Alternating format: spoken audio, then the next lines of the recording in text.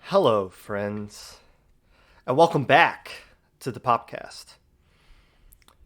Whenever you're listening to this, whether it be live or VOD, Twitch or YouTube, whether you're trying to sneak into a casual tourney so that you can win $11, getting murdered in the electrical room of Among Us like I did about 100 times last night, calling me out after you win the gamma bracket on your stream like I wasn't going to talk about you, iTap.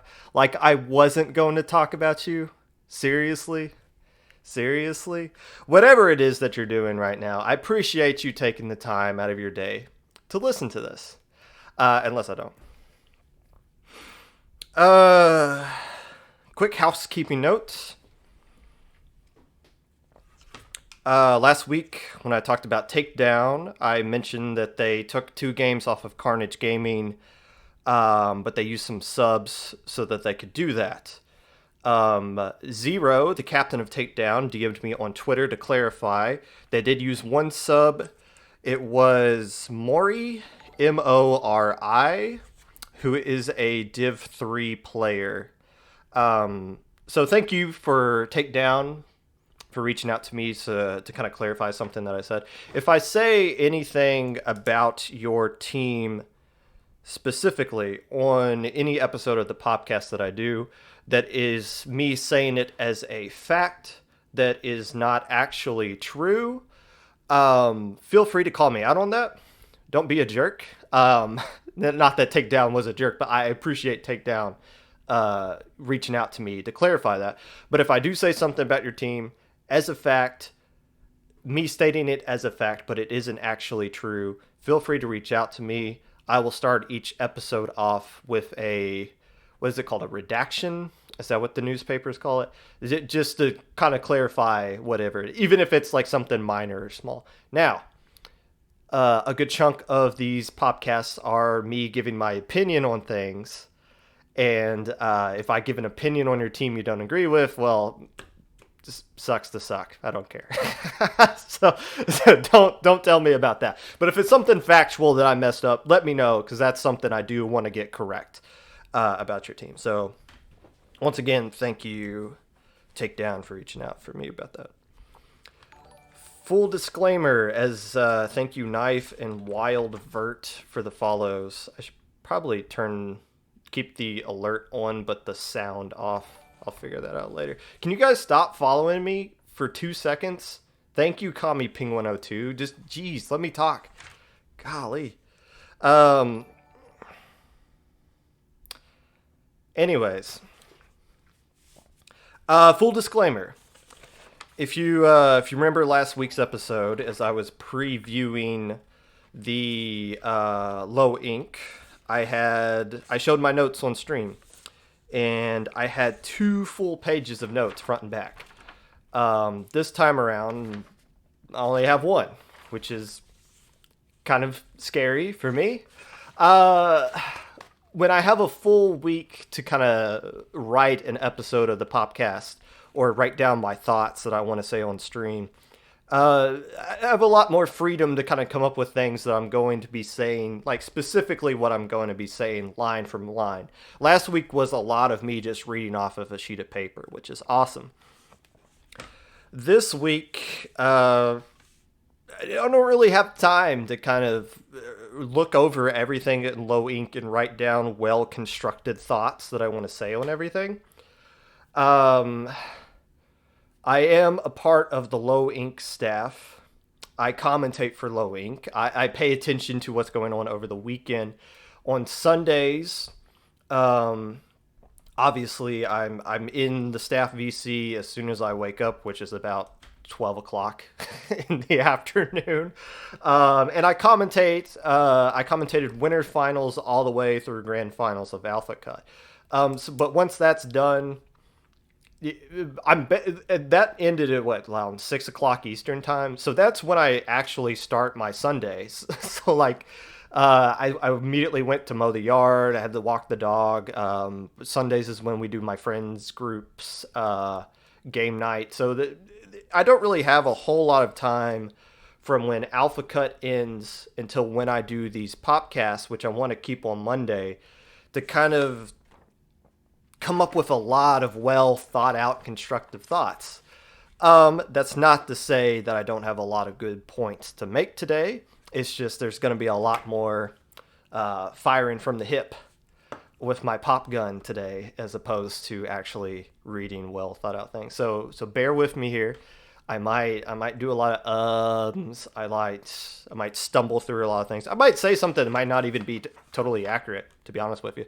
But I did look over a good chunk of this tournament, and we're going to talk about a lot of things, obviously.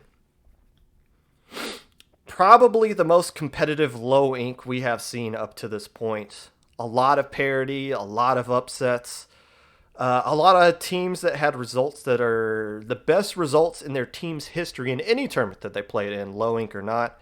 A lot of teams had a bad weekend, especially for what their standards are. Another full disclaimer, I did have some people DM me on Saturday with a statement that basically said, like, hey, I know you're going to be talking about low ink on Monday, but before you look into us, here's why we played bad, or here's what happened here, or here's why we didn't meet our own expectations, because I know you're going to see it and talk about it. Let me kind of clarify something here. The point of this podcast is to put highlights on things in the lower level community that people may or may not see. Positive things. If your team does bad in a tournament, yes, I see it. I'm aware it happened. I'm not looking to point it out or anything like that. I'm not trying to embarrass anybody. I'm not trying to call people out for playing bad. I'm not trying to yes, I'm not trying to roast people, except for you, Sir Skit. I'll roast you when we get you in for the interview. So don't worry. Yes, I'm well aware that you played bad. It happens. It happens to all of us. When my team plays bad, and I know we played bad, and we don't meet our own expectations, the last thing I want is for some Yahoo like me to get on a podcast and be like, wow, Destiny troops really sucked today, didn't they? Like, no. I don't need that. I'm well aware on my own. Okay, thanks. Now, that doesn't mean I'm going to be talking positively about everybody in every single way. This isn't a fairy tale world we live in. One example is I'm going to be mentioning some upsets today. That's because a team will win a game that they're not supposed to against an opponent that might not be happy that I bring it up. But I have to bring it up because the teams that win those upsets deserve credit and attention for getting those wins that they may or may not have, that they may or not be supposed to be getting, at least based off of what we see on paper. So that might come across as a negative to some teams. Sorry, no ill intent there. Again, the intention is not to throw shame on the team for losing, but to give credit and attention to the team who won, who deserves it. With that being said, I think that's enough disclaimers and breakdowns of what I am and am not going to be saying today. First, we're going to look at Swiss. I'm going to give you my winners and some matches that I think happened that were worth attention. Then we're going to go down each bracket: Gamma, Beta, Alpha. Afterwards, we're going to be bringing in the members of Luau to get their perspective and thoughts from yesterday as they won the entire tournament in Alpha bracket. So congratulations to them. But first, I told you guys last week I would start off the episode by giving out apologies for things that I screwed up in my preview. I mentioned in my top 10, the Bunnies. They didn't play. Avalanche and Takedown kind of played, I guess, in a sense. Takedown dropped, but a couple of their players joined the Avalanche roster for this tournament only, and they combined their teams to make the Avalanche plus Takedown team. I also saw Monday morning or Saturday morning they were looking for a sub. I don't know if they got a sub or not, or if one of their players that was going to be playing showed up in time. Um, so it could have been Takedown and Avalanche in a sub for all I know. I didn't get to look at Avalanche much over the course of this tournament. Um, but I'm happy they played. I'm happy that the Avalanche Takedown team didn't win this tournament. Not because I don't like them or I was rooting against them or anything like that, but I want to see the actual Takedown and the actual Avalanche tournament teams in this tournament in the future. If they had won, it would have been really hard for those teams to keep playing with half of their rosters banned from each. So if they had won, basically we would have lost two teams. Two contenders for top cut every single time they sign up teams. So I'm happy Avalanche and Takedown are still going to be able to play since they didn't win the whole tournament. Luau, I don't owe you guys an apology, so don't even ask. I put you guys at number 4, and I stand by that number 4 spot. Obviously, knowing what we know now, I would put you guys at number 1 because you won the thing. But if we were to go back in time, and before the tournament, if I were to remake the list, Luau deserved to be at number 4 for the reasons I stated. They have the talent to win the tournament, as they showed on Monday. They didn't have the results that kind of qualified them to be put higher up on the list against other teams that have actual results, though. It would have been disrespectful to put Luau above of Xanadu, Avalanche, and Persistence just based off of the pedigree that those teams have versus what a team like Luau has on their now. Obviously, Luau has a better resume than all three of those teams now because they won low ink, so things are different then. But it would have been disrespectful to put them up higher. Now, of course I did put them higher than teams that do have a better not a better reputation. It's not like they're bad guys or anything. But I did put them above other teams that had better resumes than them as far as tournament results up to this point. And that's because at some point, raw skill has to trump reputation. And so I feel like Luau at number 4 is a justifiable spot for them, given what we knew on Monday. Now, to the teams that I put above them, Persistence, Xanadu, and Avalanche, and Luau actually did beat Avalanche. We'll see those teams again the next tournament. I'm not trying to be negative, so I'm not going to sit here and say that they didn't meet my expectations because who I think should win this tournament should actually happen. None of that actually matters. It's just my opinion. But we'll see some more of those guys in the future, obviously, in this tournament. Was somebody questioning what I was drinking? Is that why I see that?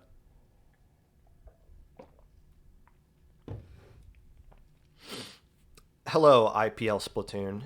Do you guys have an announcement to make or something? Also, apologies to Nova and Ink Pressure. They made Top Cut, and I didn't mention them at all. And that's not to say that... there's other teams that made Top Cut that I didn't mention, but I want to signal these two out in particular. Nova, I didn't mention because I didn't know they were a team that was going to sign up and play in this tournament. They have played in low ink in the past. They've made Top Cut in the past. They have made Div for playoffs in the past. But we hadn't seen them in low ink in a while, so they just kind of slipped my mind. They signed up after my episode. If I had known they had signed up, I would have mentioned them in the top 10 because they definitely deserve to be in there. So my apologies to Nova for not being a part of that. Ink Pressure as well. Ink Pressure is a new team, but I know the history of the players that are on that team. If I had known Ink Pressure was going to sign up, I would have put them in the top 10. But again, both these teams signed up late, so I can't just assume every team in existence is going to sign up and then rank my top 10 off of that. So who knows? There's going to be some degree of variance there in my predictions, but overall, I don't know. I think I stand by what I said yesterday. Nothing really crazy happened outside of things like that, like such as that one girl said that time. Let's talk about Swiss. So what I wanted to do for this was matches of note and then my winners. Now, my winners are teams that I think did really well and deserve some attention for how well they did. They might not be it's not always going to be the team that won the entire thing, because of course they're winners. I'm talking about my personal winners, teams that played really well and deserve some attention. As I was looking at this, I was thinking, all the matches I'm going to talk about are going to be covered in my winners section anyways. So we're just going to jump right into the winners. And this is in no particular rank, 1 through 10 or whatever. But the first team I want to talk about, Squid Knights. These guys went 6-0 for the second straight tournament. These guys are 12-0 in Swiss in the last 2 tournaments. And it's not like they played cupcakes either. They had the highest opponent win percentage in Group A at 72%. Now, what do I mean by opponent win percentage? Basically, what that means is how tough is your schedule? The Swiss schedule that is actually fed to you. How difficult of a path do you have to take to actually win games? So 72% is really high. To give you some context, the team Squid Knight played against, 4 of them made Alpha Cut, and 2 of them made Beta. So no cupcakes for them to play. They played some tough guys from the jump on Saturday.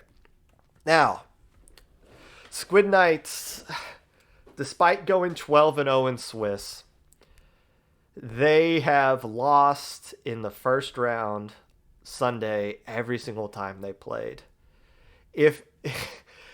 Now that I don't know if that's Squid Knight's fault or not. Well, I mean, yeah, it is because they played, but there is a curse for every team that makes the number 1 seed since Low Ink has switched to a top 16 top cut. Not since they switched to a 2-day system, because they went to top 16 first before the 2-day system. The number 1 seed has never made it out of winter quarterfinals and never made it past losers round 2. You do not want to be the number 1 seed in Low Ink. So Squid Knights have done this. The Squid Knights have done this 3 times, by the way. They've been the number 1 seed 3 times and have yet to lose in the first round. If I am Squid Knights and I am 5-0 heading into the 6th round of Swiss, and I get fed another team that is 5-0, I am saying, yo, you take this win. You guys have the number 1 seed. We're just going to chill down here like a number 6, number 7 or something. You can have it. We're cool. We're like, there is no joy in being the number 1 seed in Low Ink. So Squid Knights, please stop winning all these games in Swiss. Take an L. It'll make you better. My goodness. Geek Squids, what the heck happened here? 5-1? 5-1 Geek Squids? I saw you guys on Saturday. Wins against Ravenous Raccoons that made Alpha Cut and Apocalyptic Inc. are the key wins. Their only loss coming against, guess who? The Squid Knights. Now, their opponent win percentage was tied for 3rd in this group. It is worth noting, in my opinion, Group B was stronger than Group A. But that is kind of up for debate. Low Ink does a good job of trying to balance out teams so that each group is even. It's never going to be 100% perfect. There might be some people that argue that Group A was the more difficult group than Group B. Um, but still, the opponent win percentage shouldn't be looked down upon for Geek Squids if it wasn't just because they were in a different group. Going 5-1 in Low Ink, especially for a team like Geek Squids that has never made top cut before, or I should say hasn't made top cut since we've gone to since we've gone to the 2-day system. A very good Saturday for Geek Squids. Of course, you can't mention Geek Squids without mentioning the team they play every single time they do a tournament. Splatter Swim. Went 4-2 in Swiss and had a lot of really, really weird 2-1 results here. They beat Aloptic 2-1. That's good. Aloptic made top cut in July, so that's a good 2-1 win for Splatter Swim. They beat Krill Streak 2-1. That's a good win. Splatter Swim probably should be winning that one 3-0, but if you listen to every episode of the Popcast, and I know you do, Krill Streak is a team you should not take lightly. So the fact that they did take a game off of Splatter Swim doesn't totally surprise me. The fact that Surf and Turf took a game off of Splatter Swim totally surprises me. That should have been a 3-0 for Splatter Swim. I don't know what happened there. But that's not to say anything bad about Surf and Turf. Surf and Turf is a team that has been around for a long time. I think the first time my team played them was in November, Low Ink of last year. Because I know we've played them in the past. November or October. It was November that we played them. So they've been around, at least as far as I'm aware of their existence, since, what is that, 8, 9, pretty much 10 months ago. So Surf and Turf is a team that's been around for a long time, and are capable of taking wins off of anybody. But still kind of a surprising result, even though Splatter Swim got the win there. Now, all these games they won 2-1 that I found odd. I also find it odd that they played Avalanche 1-2.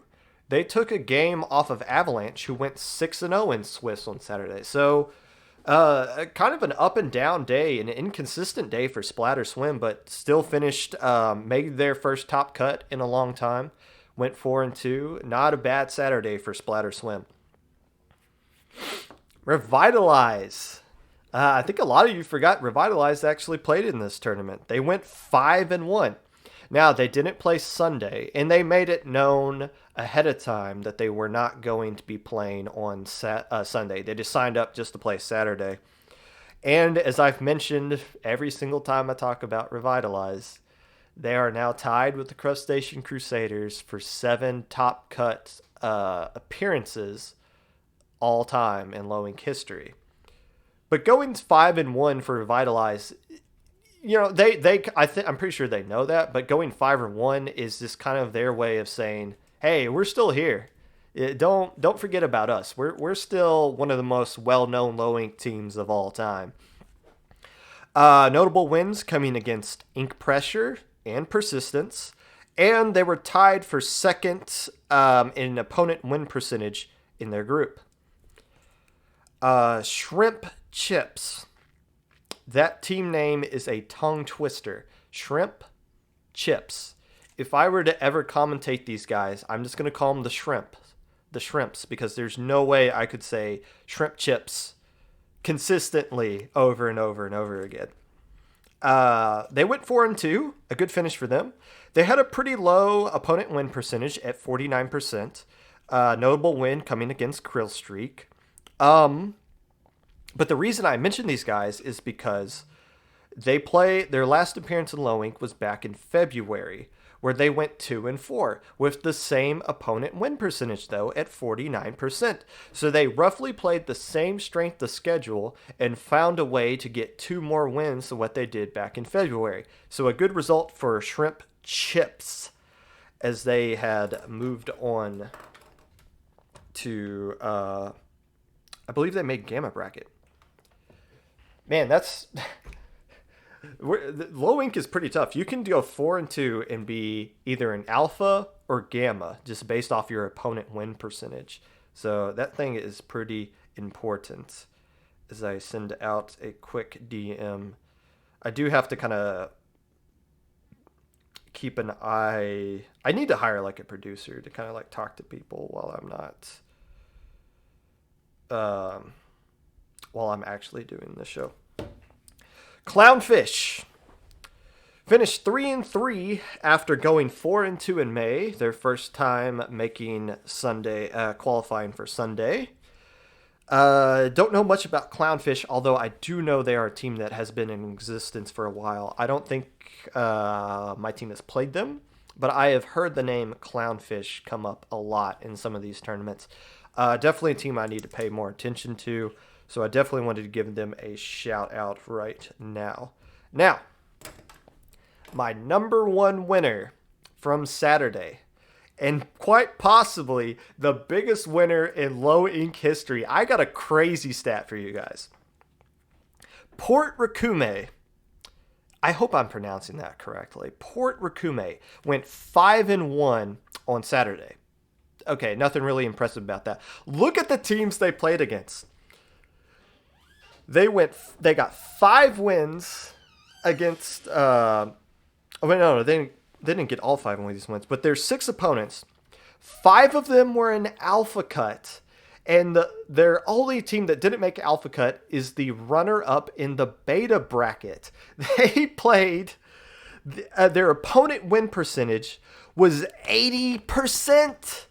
80%. That's, I haven't looked it up, because I have a life, but believe it or not, but I would assume that this is the highest opponent winning percentage in low ink history. They played monster after monster after monster. They in Swiss, like, you don't have there now.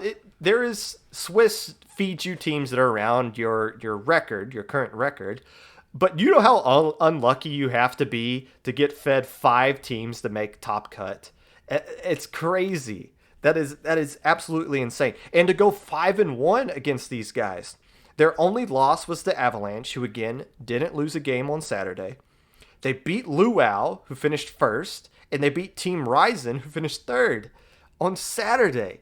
A crazy result for Port Rakume, the number 1 team in low ink Swiss history, in my opinion.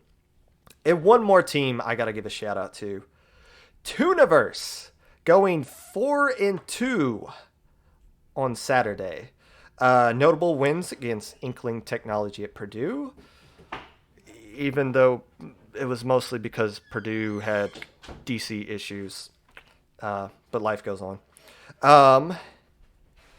And Krill Streak, with their only losses on Saturday, were against Luau and Xanadu, qualifying for their first Sunday bracket, skipping Gamma and going straight to Beta bracket. And joining us live now in studio on the Popcast is the captain of Tooniverse, Miss Popgun. So welcome, Miss Popgun, on to the stream here. Miss Popgun, welcome onto the show. I have a few questions for you, if you don't mind. What do you kind of give credit to when you talk about the success that you guys had on Saturday? Hi, everybody. I think one of our biggest strengths was that we finally narrowed down and finalized our team. About 2 weeks ago, we brought on a new backliner, and we've had some synergy going on, and I really think that upped our competitiveness this time. One more question for you. What can we expect from Tooniverse going forward? you can expect to see us in a lot more tournaments. We are looking to sign up for at least one every week next month. So we'll be around and hopefully playing a lot of new people. One more question. What is on the dinner menu for tonight? We're having homemade lasagna. So there you go, folks. Welcome. That was Miss Popgun joining us on the Popcast. Thank you once again for coming in. Our first ever live in studio presentation or interview. All right, let's take a quick water break. I haven't been paying attention to chat at all. I'm sorry if I missed something interesting there or not.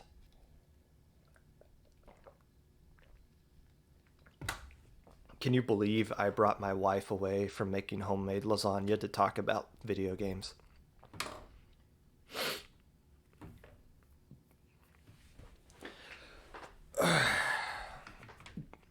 All right.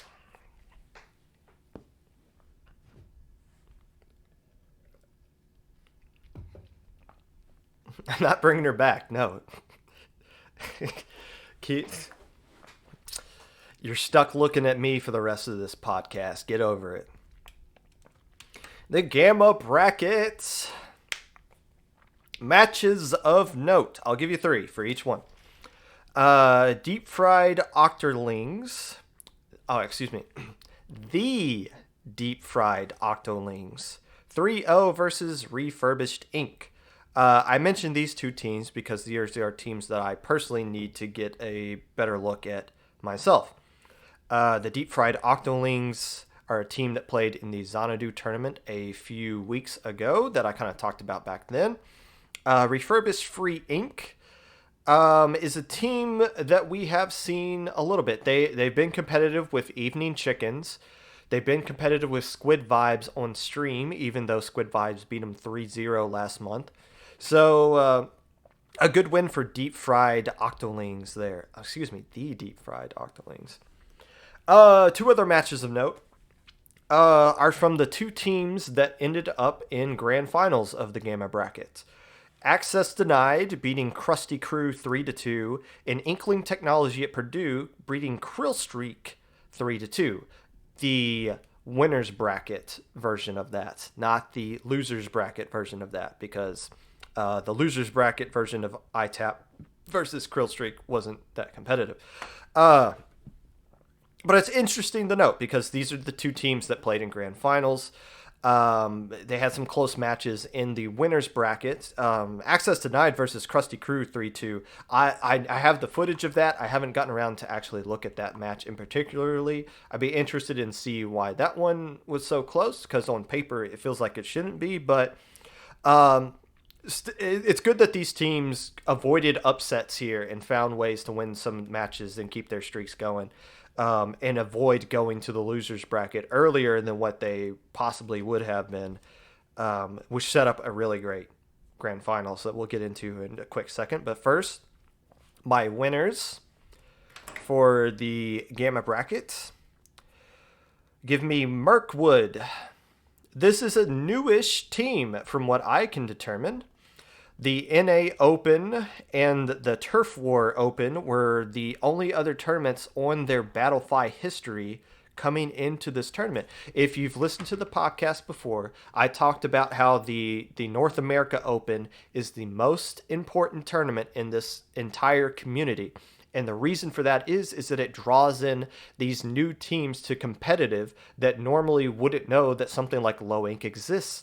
And I think, at least from what I've been seeing, Mirkwood is one of those teams that has been drawn in from this tournament. So the fact that they made top cut here, also, hello, Parias, thank you for sending me your folks here. Welcome to the podcast. The fact that Mirkwood, a team from the NA Open, made it into Gamma bracket and finished 4th in Gamma bracket with a notable win against the number 1 seed Clownfish.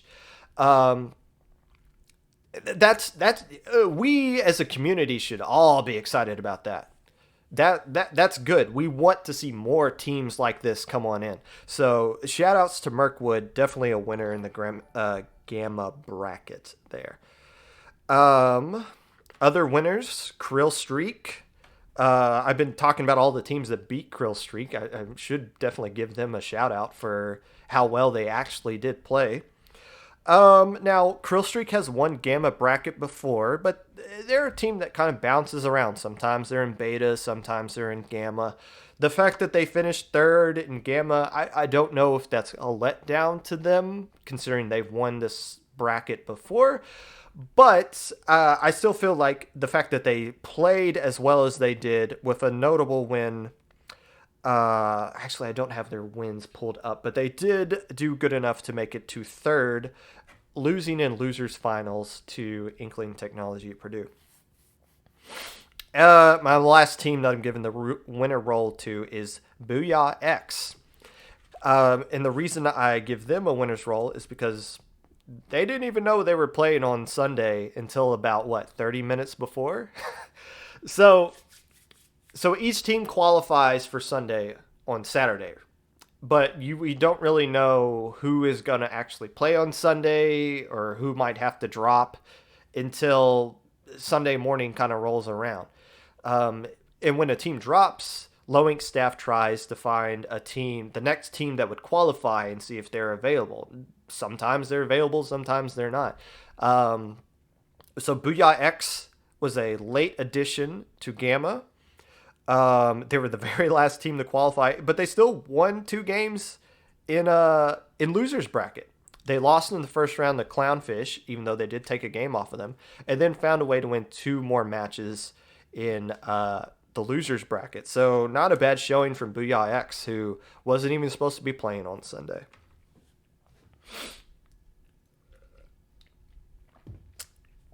All right. Grand finals for this tournament. Let me just give a brief blanket statement for all 3 grand finals across all 3 brackets. Every bracket had this happen. There was a 3-2 finish in the winners finals. The loser of that still won the losers bracket, came back into grand finals, and forced a bracket reset. Every single bracket finished that way. Now, the losers won in Gamma and Alpha. In Beta, the winners bracket team won, even though they got forced into a bracket reset. That is parity at its finest level right there. Now, if we can look at this from the Gamma brackets perspective, Access Denied beat ITAP in winners 3-2. ITAP came back and won 4-3 in the first bracket of grand finals, and then won the final bracket 4-2. They played each other 18 times. They played 2 full Ludi sets against each other. That is insane. That is in one day, mind you. Now it wasn't all 18 games back to back, but in one day, that is an insane amount of time to be playing against each other. Purdue won 10 games, Access Denied won 8. Now, I viewed this set from both teams' perspective. Saucy Boy linked me their view, which is up on YouTube, and I peeked into Mizuno's stream earlier today to get their perspective on things as well. And I listened to both VCs. There's a lot of emotion on both sides here in this set, which is exciting. From a viewer, it is exciting to see that kind of emotion. Both teams really wanted to win this one for different reasons, and reasons that are understandable from each side. It is hard, from Access Denied's perspective, it is hard to come into a grand finals when you are the winning team for a couple of reasons. One, you have to sit and wait for about an hour for the other team to come in and get their losers bracket game over with. Sometimes an hour and a half. Another thing is, The losing team is coming in with a lot of momentum and a lot of hype behind them, especially when it's just a 3-2 finish in winners, because they in their mind they're thinking, "Hey, we lost to these guys, but we know we can beat them." So ITAP or any team coming from the losers bracket from that perspective is coming in saying, "Yes, we made grand finals. We can win this thing." Whereas Access Denied is probably like, "Hey, we're excited to be here, but we've been sitting on our butts for about an hour and a half. Let's get this thing going and get it over with." And then when that bracket reset happens, that's the hardest thing to come back from. It's so hard to win from the team that's on the winning side after a bracket reset happens, because your mentality is so hard to come back from in this set. When you think, because then you're going into that saying, "Hey, we knew we could beat these guys, and now we forced a bracket reset. We can do this." Versus the winning team is like, "Oh, we got to play 7 more games of this? Well, we just wanted this to be over." And my team has been in that position before. When we won Low Inc., it was amazing. It was exciting. We were thrilled about it. When we won the Ash Cup, which was a double elimination tournament, and we almost got bracket reset by Xanadu, it wasn't joy that we beat Xanadu and won the Ash Cup. It was just a breath of fresh, like a heavy sigh that it was just over and we didn't have to play Splatoon anymore. And you definitely got that sense from Access Denied that they were just kind of frustrated that things were just kind of dragging on as long as it did. And it's totally understandable from their side of view. But credit to ITAP to hanging in there. It was a long day for them. They played a lot of games. Their stream lasted for 6 hours. That is a long butt time to be playing Splatoon on a Sunday. So congratulations to them for getting that win. The question now becomes, that was raised up in a stream, is this a rivalry now? It should be. It absolutely should be. Why not? What is the definition of a rivalry between two Splatoon teams? I'll tell you. It is when both teams genuinely do not want to lose against each other. Now, you could say that about every single match, right? Like everybody wants to win every single game. But yes, if I'm playing against a team that I know is weaker than us, I would be upset if I lost to them. They would not be upset if they lost to me. Other way around. But when both teams genuinely would be upset if they lost to the other team, that is a rivalry. And when you scrap for 18 games and one team winning 10 of them and the other one winning 8, in the emotions that both teams were having in their VCs going into this game, you are looking at a new rivalry. And that was the end of Gamma Bracket. Congratulations to ITAP.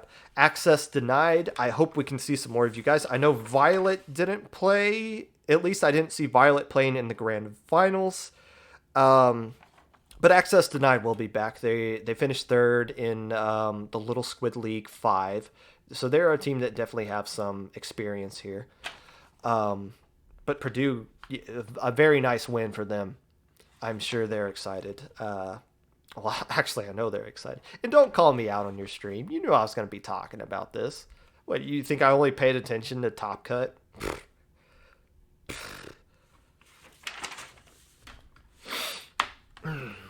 Water break.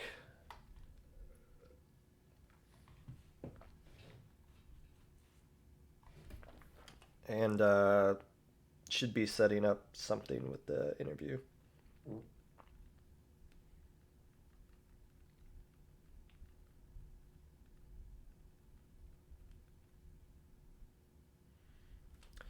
I'm rambling way longer than what I thought it was. I still got to go through beta and alpha.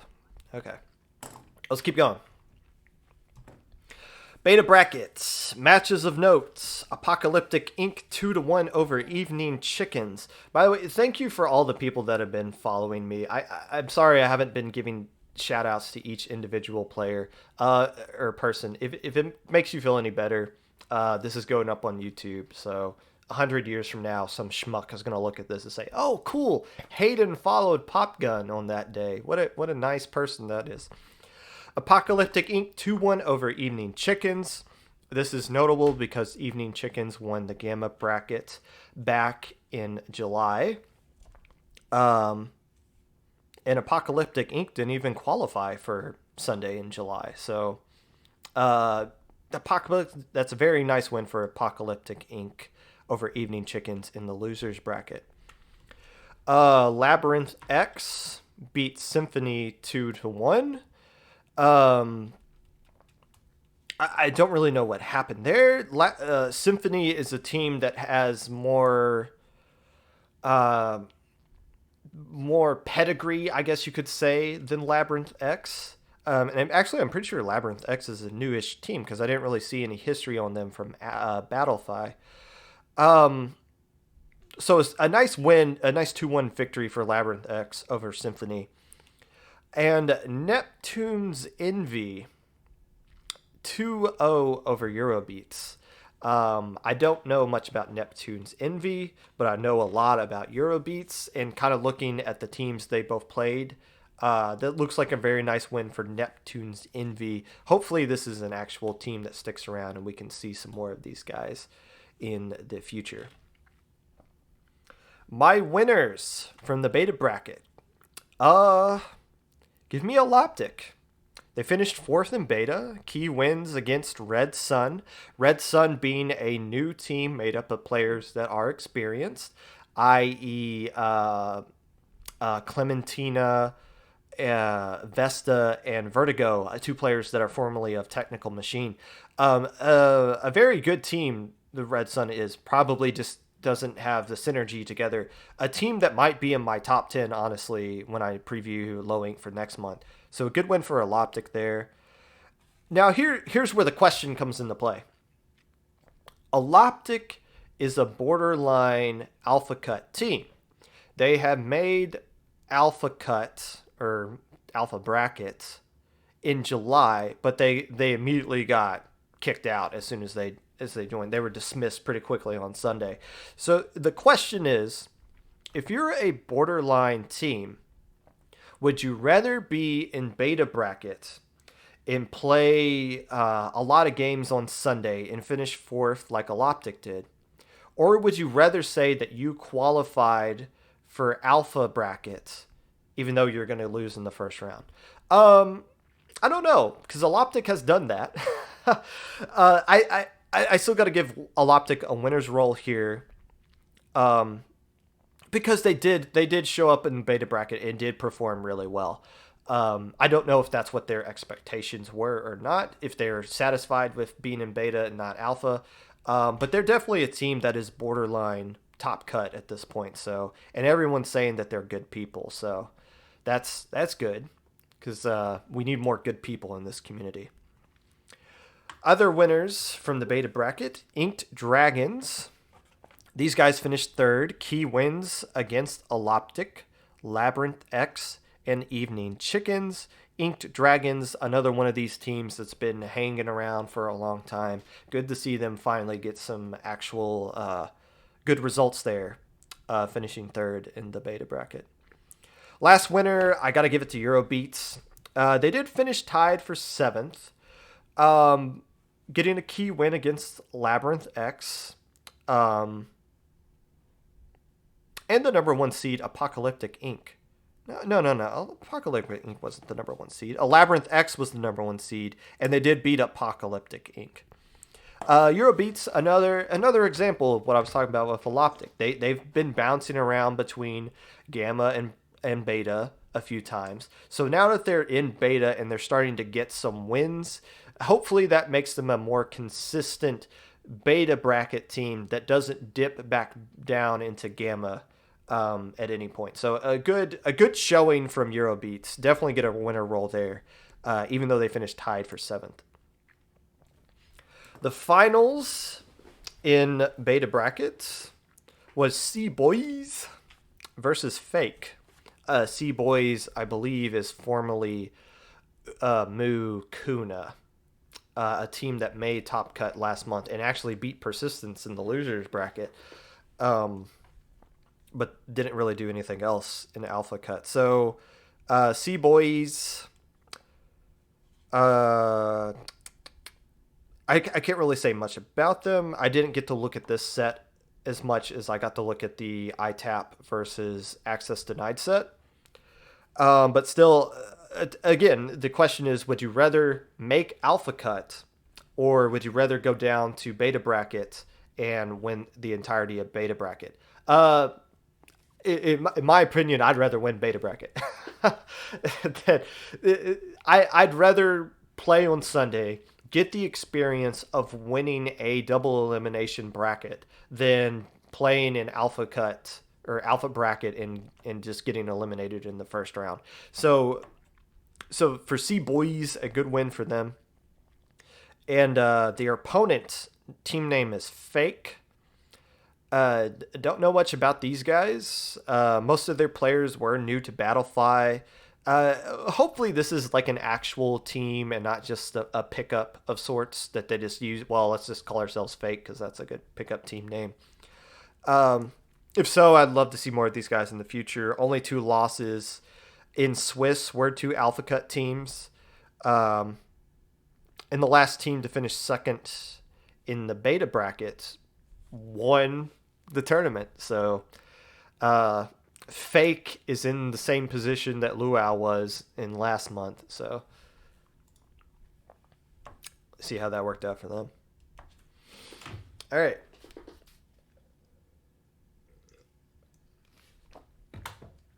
We are making some progress now.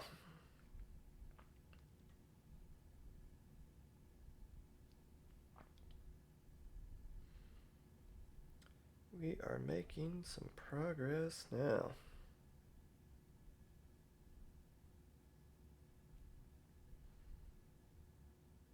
Kopi's study room. What is that? Oh, I see it. Okay, that makes sense.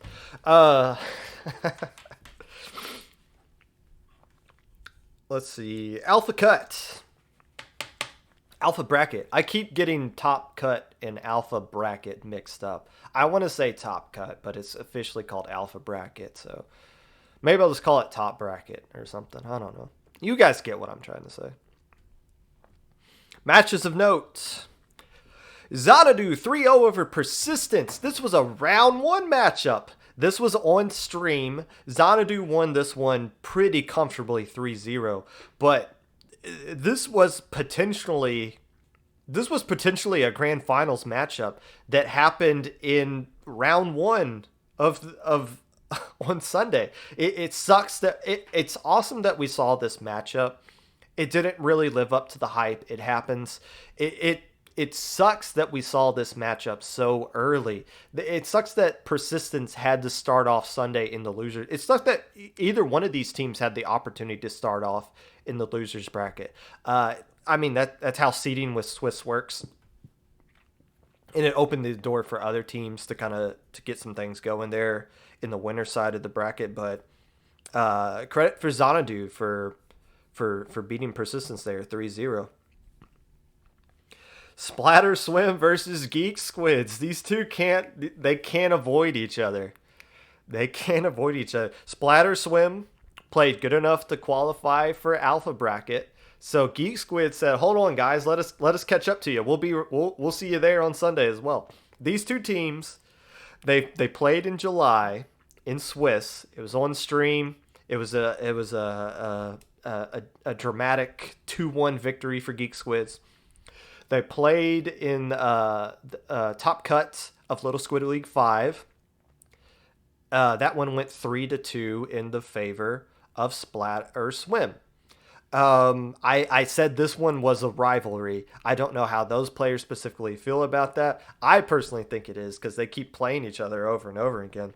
But Splatter Swim put that to rest, beating the Geek Squids 3-0 in the first round of Top Cut. I haven't seen this set. I don't know what happened here. Hopefully there were no DC issues this time. Hopefully there were no lag complaints this time. Hopefully each team brought their best 4 players and they got to duke it out and Splatter Swim just came out on top. I hope that's what happened. I really do, because they keep having connection issues each time each time that we've seen them play on stream. And Nova beating Squid Knights 3-2. Now, as I mentioned earlier, beating the number 1 seed is kind of the birthright of any team that's the number 16 seed in this tournament. So I guess that's not too interesting, but Nova beating Squid Knights 3-2 still technically is an upset on paper and is still something worth mentioning as well. My winners for Alpha Bracket, outside of the teams that made Grand Finals, Team Ryzen. These guys, here's the teams these guys beat. Squid Knights, Splatter Swim, Ink Pressure, Xanadu, and Persistence. And they beat all of those teams in the losers bracket. Now, that goes both ways. One, you only have to beat them in a best of 3 instead of a best of 5. That kind of works out in your favor. Number 2, though, you have to deal with the pressure of knowing that if you lose a match, you are done. So they had pressure. K-Bot called me out for saying backs against the wall like 20 times on stream yesterday. So let's they had to deal with knowing that if they lost, they would be eliminated. Is that better, K-Bot? I'll work on it. I'll get better. But what is that? 5 wins in the losers bracket? That's a lot. That is a lot. Country Mile. Country Mile, that's a good one. That's sometimes my southernisms, speech-wise, kind of slips out of me. Doggone it, every now and then. The only teams that beat Ryzen on Sunday were first place Luau and second place Last Chance. Well, of course they finished third. That only makes sense. But the team that knocked them out in round 1 of the bracket was Last Chance, the team that finished second. So, and I didn't mention Team Ryzen in my preview because they have played in May and June of Low Ink, and they dropped both times. So they're a team that exists and has signed up for tournaments, but they drop after a few rounds. So this is the first time we've actually seen Team Ryzen stick it out through a tournament, and holy smokes, they're good. So definitely a winner role given out to Team Ryzen there. Ink Pressure. I mentioned them before in my apology. They were a team made up of some members formerly of Leviathan Warriors and a bunch of other new players. The teams they beat: Port Rakume, Avalanche, Shinobi Squad, and Nova. They finished 4th in Top Cut, so they're finished 4th overall. So nice work from Ink Pressure there. As those guys get more synergy, they'll definitely be a contender to win the whole thing. And Nova, I kind of mentioned before, Div 4 team that has made playoffs. Haven't played in Low Ink in a while. Finished 5-1 in Swiss. The only team to beat them in Swiss stage actually was Xanadu. Oh, no, I said that backwards. They are the only team to beat Xanadu in the Swiss stage. Nova went 4-2. Did it go 4-2 or 5-1? I might have screwed that up there. Either way, Nova is definitely a winner for knocking down the number 1 seed and continuing to get more wins over the course of Top Cut. And they kicked out Geek Squids in the losers bracket too, so a nice win from them. Other than that, before I kick it over to Luau, I don't really have any other winners, obviously, for Luau and Last Chance. I'm assuming a lot of teams left Sunday without the prize they wanted, which is fine. There are so many teams now that are consistently showing up into Top Cut, And it's getting to the point to where if they don't win the tournament, they're not going to feel satisfied. And it's going to be that way for a while. Low Inc is starting to look more critically into each team that signs up and the tournaments that they do outside of Low Inc. So we're seeing some more teams that are getting banned before they actually win Low Inc. And that's understandable that Low Inc is doing that. Um, we don't know how many more opportunities some of these more consistent top cut teams are going to get to actually win this sucker before they get kicked out. Um, and I'm sure that's something that's on the back of their mind because they want to win this one. A lot of teams really care about this tournament. They want to win it, but they don't have forever. And the clock is ticking on a lot of these teams. I think they realize that. Um, not winning this tournament is going to sting for a lot of these guys. But I hope we keep seeing them come back. We keep seeing them trying to take a stab at it. And I hope we can finally see a number one seed win a game or two at some point in this tournament. But with that, I can't believe this actually lasted exactly an hour off of just these few notes that I have. I'm going to take a quick break to set things up with Luau, and we'll be back and we will bring them to you. You are listening to the Popcast.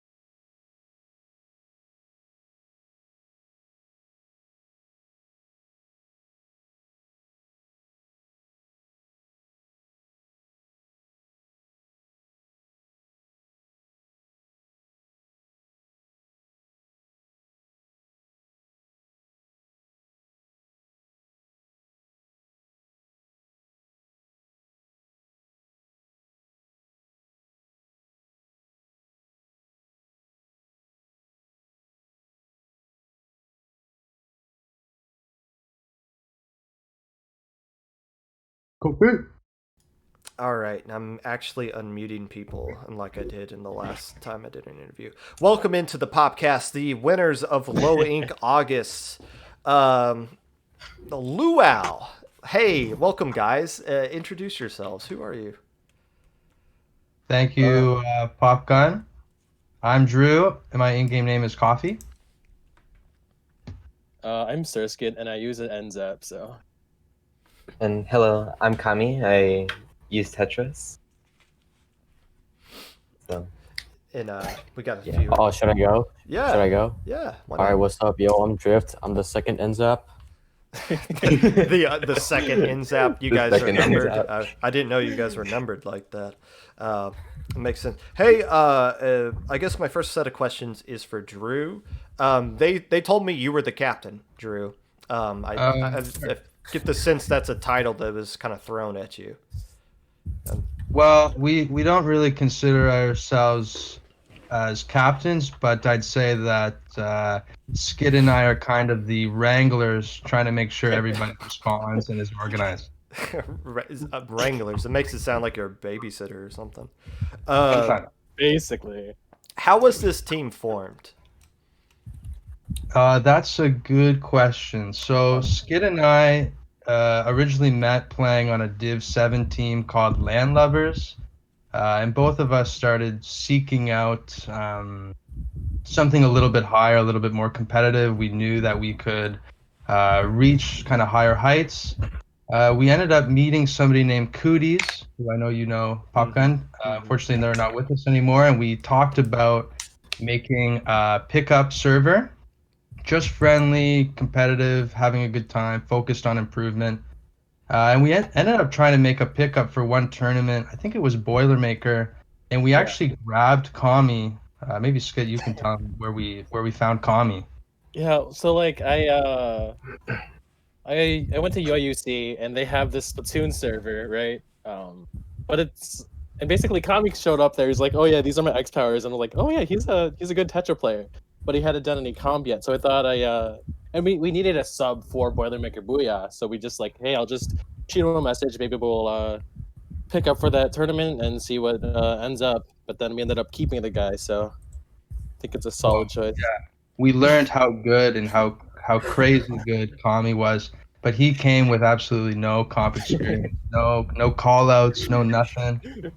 Boilermaker Booyah Like was the I first actually did pretty bad in Boilermaker. Skit carried everything. You know, we see a lot of players like that in low wing that are like crazy good, but they might not have known that competitive existed, or they just didn't have somebody who could like lure them in. Like a lot of players on my team, we just found in solo queue, and we're just like, hey, you're good. Why don't you try playing with us consistently? And that's how like my team was formed. So it sounds like we kind of come from similar background. Why Luau? What is that name? What? I just want to, before we move on, I want to mention that we still have Kopi. I know a lot of people were calling him W. Yes, Game yes, name. He's famous for his grim range. yes. He also is a Splatoon prodigy. I think we picked him up when he was around level 40 in the game. He had been playing for 3 months only. He picked it up for fun, he told me. So he was new to competitive as well. We saw how crazy Kami and Kopi were. So we saw their talent and really ran with it. Skid and I didn't have a lot of competitive experience, but we definitely just kind of took them under a wing, and we all kind of grouped up. And then I just want to do a quick shout out, of course, to Drift and Katya. They were our subs for the tournament, and we only our subs are always our good friends, and of course they're such talented players as well. Yes, Honkers. we're used to seeing subs from you guys in tournaments, as I have stated on my podcast several times. So it's good that we actually saw an actual Luau team in this tournament. What players that are on the official Luau roster did we not see yesterday? So we're missing Fern, who is our very talented, very aggressive backliner, mostly plays Charger. He was not there because he is banned from Low Inc. He was on a Division 3 team before. And that's it. I only played one game the whole tournament, but everybody else did make an appearance. Where did the name Luau come from? Originally, when we made that first pickup for Boilermaker, we went with Smiles only. Because Smiles we're only. Okay. a very positive and optimistic team. We love to have fun. As we decided to make this an official team, people didn't like Smiles only anymore. So I did not like the name. I fought for Smiles only for a long time. But, It's the same with me. actually, I really we- like Smiles only. It doesn't sound like a team name. I stand by that. It's a pickup name, really. But we wanted to keep a positive name, a fun name, and something original. And it was actually Cooties who came up with the idea, who drew our kind of luau Goldie logo. And we just all loved it. It was original. It was a party, and that kind of describes us. We're always having a good time and keeping a good attitude. Yeah, Luau's better than Smiles only. That is, that's That's fine. That's fine. maybe I'll put up a poll or something. But okay, so what so let's talk about the actual tournament that you guys played in. You guys pulled out a lot of weird stuff. Sir Skit was bouncing all over the place. 52 decos at some points. C-Jet, NZAP. W was using Grim Range and L3 at point. What kind of went into the decision for what comps you guys were going to use for each map and mode? Well, I guess going into the tournament, we knew that like we played a lot with double zaps, so we knew that that was gonna be like our all reliable. But when it came to weapon choices like C-Jet and 52 Deco, basically we didn't have our backliner for the tournament, and I like Stingray, but I never got the chance to play it. So I was like, you know what, I'll try the 52 Deco. I had some fun with it in solo queue, and then I pulled out the C-Jet, which was also a solo queue decision. We hadn't used it in scrims before. But that's kind of why I just wanted to use Stingray for some maps. Yeah.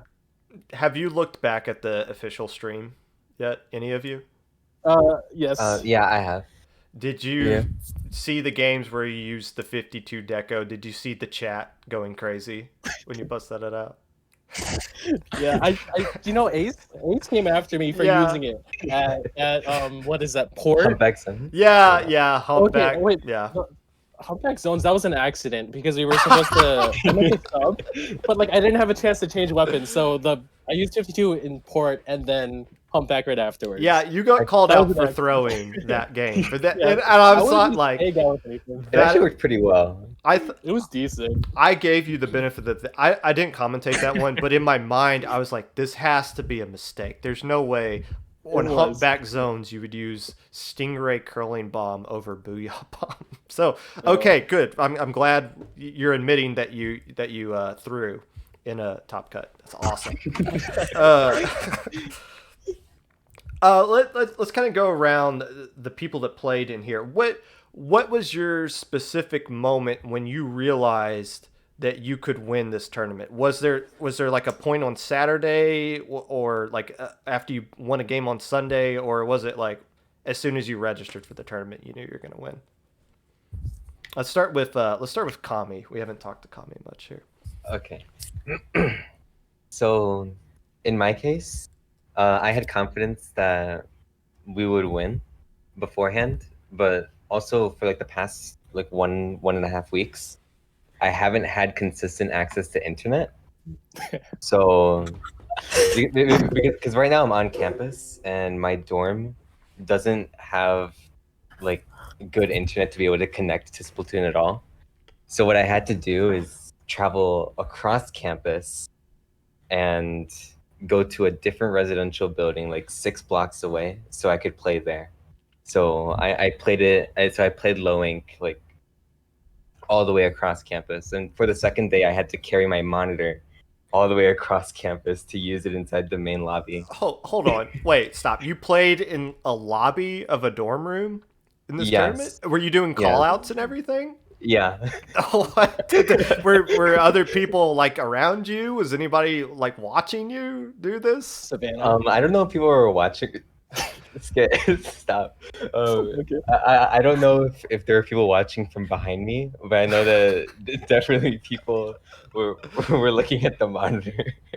Did you, when you won the tournament, Kami, did you stand up and make a fool of yourself or something, or were people around you aware that 300 plus people were watching you play that game that you were on your stream? No. I have no idea what they were thinking, honestly. Who else? When was the moment that you realized you were gonna win, Loic? So I didn't figure out that I was able to even play low ink until an hour before the tournament, because low ink check-in starts at 11:30, and so I arrived at. So for day one, I arrived at the residential main lobby place an hour before the tournament, because I tried getting a router for my dorm, and okay, Drew, I'll answer the question. But basically, I knew that my team was competent enough to win, but once I knew that I was able to play, then I had a lot of confidence going in that we could win. Drift, what about you? So W asked me. I think I totally forgot. Like I think a week before the tournament started. So he asked me if I could sub. So I just said yes. I don't think I had any intention to win. I just wanted to play just to get some practice in. That's about it. Oh, so this was just you're just casually winning a tournament, and this is as practice. Yeah. Okay, Yeah. fair enough. Sir Skit, what about when did it click that you were gonna win? Well, basically, I think going into it, I was feeling pretty confident that, we had some pretty nice records in our scrims against teams that did well in the week before, and then I mean day one kind of solidified that because we went 3-0 against like 5 teams, but like dropped 2 games to another team. But I don't know. I think Luau is just really good at running off momentum, and I don't think we stopped until we won the tournament. I don't know if I have a specific moment. Maybe when Kami did get his internet going, because we really did not know until the morning. Because that was just like I didn't even know if you would have like a full roster completely. So yeah, maybe when Kami got his internet going, that's probably when. That is such a fantastic story that somebody was playing low ink in their dorm lobby. That is that is hilarious. Let's talk. There's one game in particular I want to talk about in losers finals, and I know you don't want to talk about this, Sir Skit, but let me kind of preface this for people who didn't see the stream. It was Rainmaker at Hotel. In the final score of this game that went into overtime was 32-31. Basically the lowest scoring Rainmaker game I've ever seen. What was going on there? Were you guys like trying not to make a mistake or like waiting to hit a home run? Like what was kind of going on in VC in that game? Well, to be honest, I'm not really sure. I think maybe early on we might have like tunnel visioned into going like right with the Rainmaker, but that wouldn't work, and we get Stingray every time. But then I don't know, maybe just like not any decisive push anywhere. We're kind of just floundering. I don't know if anyone else has any idea what happened. I could probably add something. Yeah.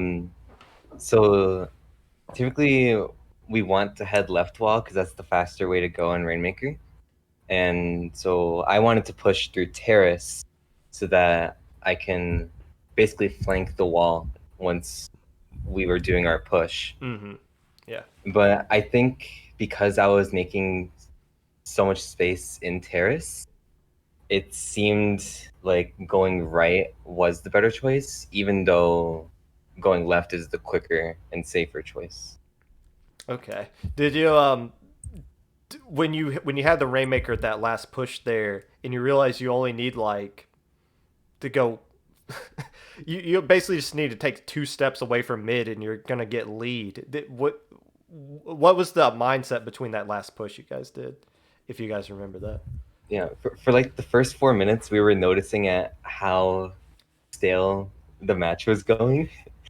And so like mid-match, we started reevaluating ourselves and our position. And like I don't remember who was the call out. I think it was me or something, but it was just like, if we just get it to wall, we'll get the lead. So let's just do that. And then once we got control, we just took the Rainmaker over there and we got the lead. But then we got wiped and then we lost from the counter push. Yeah, you guys lost and got down to you were down 1-2 in losers finals. Did you feel any pressure there, knowing that you were 1 win away from losing? It seemed like you guys came out pretty aggressive in that Clan Blitz game.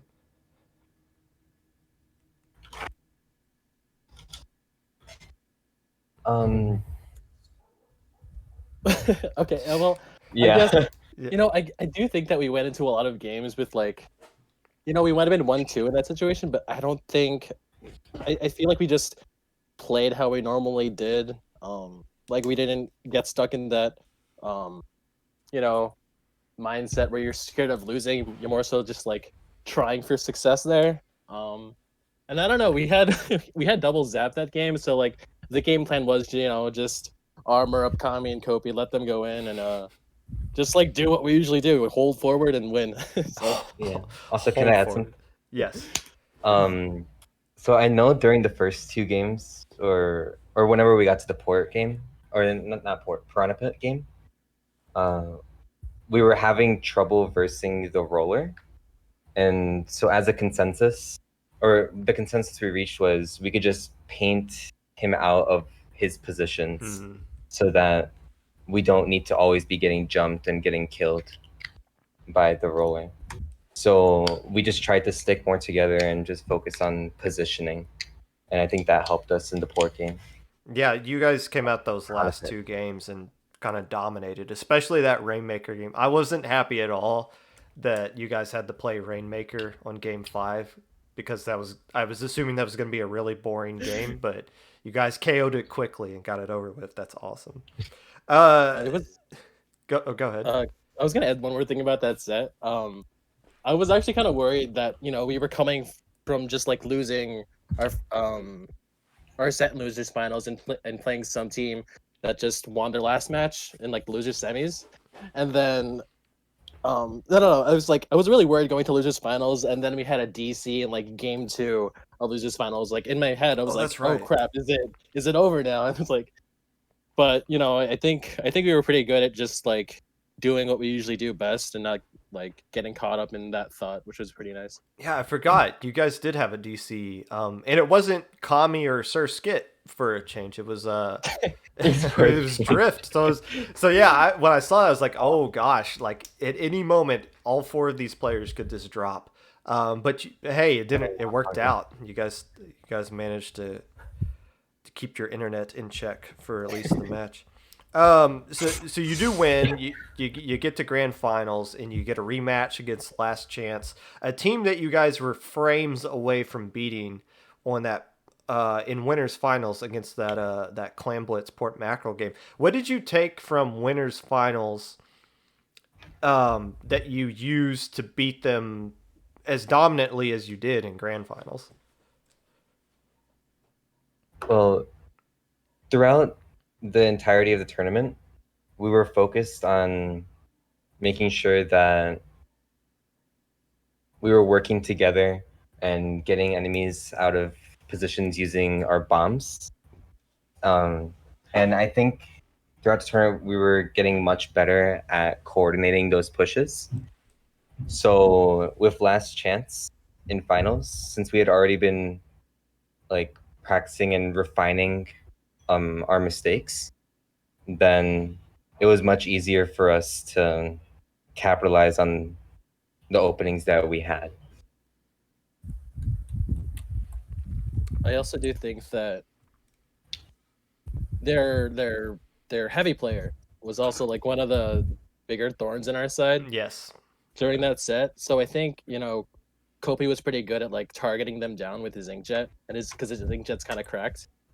I don't know, and also like some games, I know my Stingray wouldn't do much, so it just that's why for that like last game, at Piranha Pit Rainmaker, we just like dropped the Stingray and just went double armor again because we just knew that's pretty consistent for us. Yeah, I was surprised when you didn't do C-Jet for a map like Piranha Pit, but I mean, obviously it worked out for you. They didn't touch Rainmaker until the final 5 seconds, so Stingray wasn't really necessary for that game. Let's go through each player. Give me what your most memorable moment from this tournament. When you think back and reflect on this, what is the number one thing that's going to come to your mind? Is it a specific game or play or what specifically? And let's start with Drift. So I think during grand finals, I think it was Clan Blitz Humpback. I managed to get a triple and then afterwards a quad to get some points in. Yeah, I remember that game. You guys had no business winning that game. They like tripled your KAs, and you guys still won that. You're talking about the Last Chance game, right? Yeah, That one. Yeah, that was such a crazy win. I still don't understand how you guys got that one. Yeah, that was a memorable one for sure, though. What about you, Kami? honestly, I touched on this a little bit, but it's how we always tried to keep our mindsets under control throughout the matches, and that kept evolving. We, so you know how I wasn't queuing up for a really long time towards like the end of Alpha. That was just so that we could figure yeah. out what we wanted to do in the matches, figure out what we wanted to do while we wanted to get back in, while we were in disadvantage, and basically what our objective was for that mode in particular. Yeah, I knew what you were doing, Kami. I knew you weren't deciding if you're going to use Tetris or GooTuber. We knew what weapon you were going to use. Actually, that wouldn't be a bad idea. Custom GooTuber is pretty good. Custom, yeah. Well, how good you are in Inkjet, I guess, kind of depends on that. What about you, Sir Skit? Honestly, I was kind of just having fun with like I was kind of glad that I just brought 52 Deco, and CJet. Like, I had never really brought those to Scrim before, but it was kind of fun to just take a chance on a weapon I hadn't played much, and it went it went mostly fine. I mean, I don't think we lost at port at all, so that was something to support the Deco, but. I mean, everything else was just like zap stuff, but it was fun to just pull out something fun like the Deco or the Seajet once in a while. So let me get this straight. Drift just used this as practice. Kami was playing in a dorm lobby. Surskit was just excited because he got to use 52 Deco, and you had a sub as your fourth. And you guys won. You're the team that won low ink. Okay, wow. Yeah, I'm the sub. I mean, It's just another Sunday. Okay, there we go. What's the plan with the $40 that you guys won? We're being Team Art. yeah, Team so Art. we'll look around. Yeah, That seems like the logical thing to do with it. I guess this last question is for Drew. What's next for Luau? What's the next goal on the checklist here? Well, this was a big win for us. I know Skid always told me that he started his competitive career with low ink and he wanted to win it. We did that for him. We've discussed as a team when we got together that we'd really like to reach the Div 2 level. I think we have a long way to go, but we're improving fast. Really, our next goals, our next steps are just getting wins in tournaments over much more competitive teams. We'd like maybe a first step to be getting a good placement in Division 3 next Ludi season, if not Div 2. Just being consistent and working as a team. We have a lot to improve on, and keep on winning tournaments, I guess. And with that, I'm going to let you guys go now because that's all the time I can spend with you guys. You seem like a silly bunch. Hey, thank you for coming on to the Popcast. Congratulations once again, and good luck down the road unless you play my team. In which case, break every leg that you have, and make sure to play in your dorm room. Caught me, not in the lobby. So, thanks. Yes. Also, big shout out to Brock, who is our current coach at the moment. Yeah. Brock.com. Yeah. And, throughout the entirety of the tournament, we worked really hard to incorporate his recommendations for our improvement, and it really helped. Yes, Brock is an awesome guy. It has a lot of knowledge and is more than willing to help out people who ask for it. So yeah, nice little shout out there. Thanks again, guys. I will talk to you down the road. GG's. Okay, see you. Thank you for having us, Popgun. Yeah. And that was Luau, the most of the team of Luau as they won low ink there. I playing. Could you imagine playing in a tournament like low ink, that is the biggest monthly tournament in this entire community, in your dorm lobby with like people checking in and out, and you brought your own monitor from your room, and you're just sitting there, probably with a mask on, I'd imagine, in the world that we live in right now. I'm not sure that's required, so it's that is hilarious and awesome. So another congratulations to them. That concludes today's episode of the Popcast. An hour and a half is a long time. Let's go visit Sigurd. If you would like to, next week I'm probably going to be talking about Checkpoint. Or no, Launch Point. Something I keep getting confused with Checkpoint. If there is, let me type this out and then I'll close this out for real. Sigurd's got a weird bunch of names here. If you'd like to be a part of this show in any way, whether it be a team interview, you want to send me some stuff about your team, you want to correct me for saying something wrong, feel free to reach out to me. You can reach me on Twitter at Mr_Popgun, Discord at Popgun #5882, Twitter at 25Popgun, YouTube at Popgun25. I got those last two reversed. It's not going to be the last time I do that. Thank you for watching. Make sure you wear a mask. Make sure it covers your nose, because you do breathe through your nose. And you have been watching the podcast.